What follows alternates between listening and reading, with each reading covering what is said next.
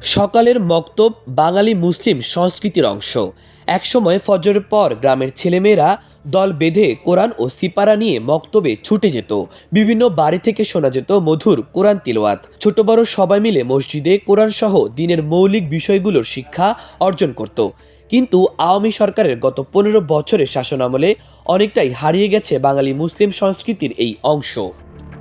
Fascist শাসন থেকে রক্তের বিনিময়ে মুক্ত হয়েছে বাংলাদেশ।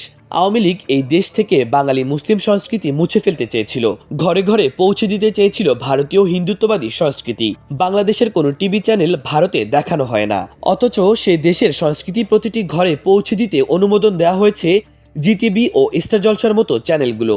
আওয়ামী লীগ শুধু এতটুকু করেই ক্ষান্ত হননি, কোথাও কোরআন শিক্ষার দরস হলে সেটা দমনেও সিদ্ধহস্ত ছিল তারা। গত 10 মার্চ পবিত্র রমজানকে স্বাগত জানিয়ে ঢাবির বটতলায় কোরআন তিলাওয়াত অনুষ্ঠানের আয়োজন করে আরবি সাহিত্য পরিষদ। এই অনুষ্ঠানের আয়োজন করায় শিক্ষার্থীদের কেন শাস্তি দেওয়া হবে না তার জবাব চেয়ে গত 13 মার্চ আরবি বিভাগের চেয়ারম্যানকে চিঠি দিয়েছিল কলা অনুষদের সদ্য সাবেক ডিন অধ্যাপক ডক্টর আব্দুল বাসির। এছাড়া কেউ নামাজ আদায় করলে, ধর্মীয় অনুশাসন মেনে চললে বা ভারত বিরোধী মনোভাব পোষণ করলেই দেওয়া হতো জঙ্গি ট্যাগ, নেওয়া হতো রিমান্ডে, বাধা দেওয়া হতো ধর্মীয় মাহফিলও। এমনকি আওয়ামী দুঃশাসনে সবচেয়ে বেশি নির্যাতন আর নিপীড়নের শিকার হয়েছে আলেম সমাজ। 24-এর গণ অভ্যুত্থানে দেশ মুক্ত হয়েছে। এ দেশে থাকবে না কোনো বৈষম্য। হিন্দু মুসলিম সবাই ভাই ভাই, একে অপরের প্রতি শ্রদ্ধাশীল। তবে সবাই ভারতীয় আধিপত্যবাদী অপশক্তির বিরুদ্ধে ঐক্যবদ্ধ।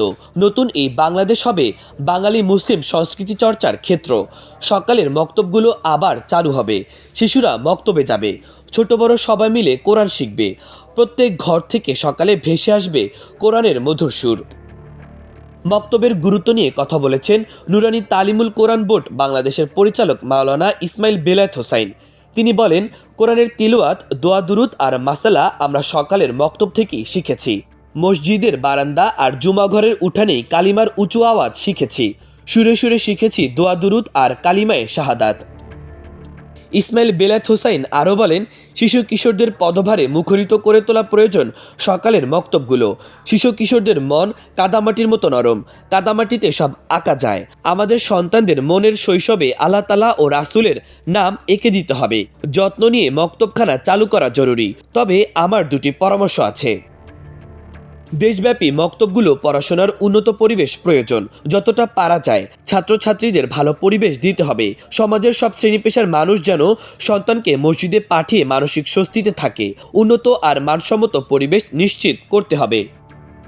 গা ছাড়া শিক্ষা দেওয়ার প্রবণতা থেকে বেরিয়ে এসে নুরানি ট্রেনিংপ্রাপ্ত শিক্ষকদের মাধ্যমে মক্তব পরিচালনা করতে হবে। পড়াশোনার মান, উন্নত পাঠদান পদ্ধতি, শিশু মনোবিজ্ঞান জানা একজন আদর্শ শিক্ষক মক্তবকে জীবন্ত করতে পারে। বাংলাদেশ কওমি মাদ্রাসা শিক্ষা বোর্ড বেফাকের মহাসচিব মাওলানা মাহফুজুল হক বলেন, আমাদের এই দেশে আগমন কাল থেকে ব্যাপকভাবে মানুষ কোরআন শিক্ষা তথা সাবাহি মক্তবের মাধ্যমে কোরআন শিক্ষার সাথে মানুষ সম্পৃক্ত ছিল। কিন্তু কালের পরিক্রমায় কোরআনের দুশমন এবং ইসলামের দুশমনদের সুপরিকল্পিত ষড়যন্ত্রের মধ্য দিয়া সেই সাবাহি মক্তব শিক্ষা একরকম একেবারে শূন্যের হারিয়ে যাওয়ার কথায়।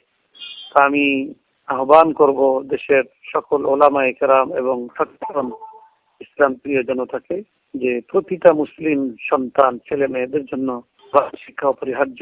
আমাদের পরিবর্তিত পরিস্থিতিতে নতুন আঙ্গিকে কোরআন শিক্ষাকে সুন্দরভাবে সমাজের সামনে উপস্থাপন করা এটা সময়ের অপরিহার্য প্রয়োজনীয় একটা কাজ। 90% মুসলমান দেশের জাতীয় শিক্ষা ব্যবস্থায় সর্বস্তরে ন্যূনতম প্রাইমারি এবং হাই স্কুল লেভেলে কোরআন শিক্ষা এবং মৌলিক ইসলাম শিক্ষা এটা বাধ্যতামূলক করা, আর এটা অপরিহার্য। সেই ক্ষেত্রে গোটা দেশের আলেম ওলামার নেতৃত্বে সকল তৌহিদি জনতার সোচ্চার হওয়া এবং এই বিষয়টাকে শিক্ষা সিলেবাসের অন্তর্ভুক্ত করার জন্য বাস্তবমুখী পদক্ষেপ গ্রহণ করা। এবং আমরা যারা অন্তর্বর্তীকালীন সরকারে আছেন, শিক্ষা বিভাগের সাথে সংশ্লিষ্ট আছেন, তাদের প্রতি আহ্বান জানাই যে আপনারা আপনাদের এই নৈতিক দায়িত্বটা আপনারা যথাযথভাবে পালন করুন।